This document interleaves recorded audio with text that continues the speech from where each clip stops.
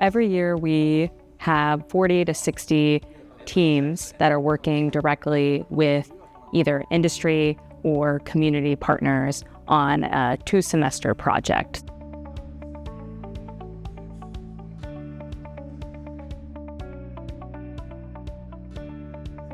The structure is that a piece of machinery will fail in the field, Carter will rebuild for the customers, but there is a question mark of when am I going to get that engine back? So the team is looking at a solution that is both going to help Carter technicians and supervisors and management to know where jobs are on the floor, as well as a customer to say, hey, I've got 8 engines in repair, where is each one in the process?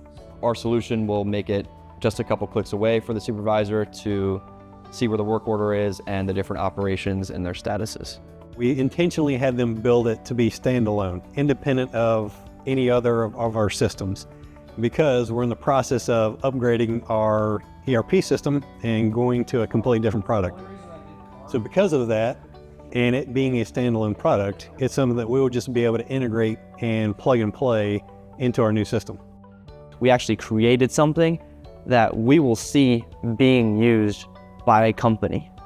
And not all senior design projects get that luxury of seeing it implemented.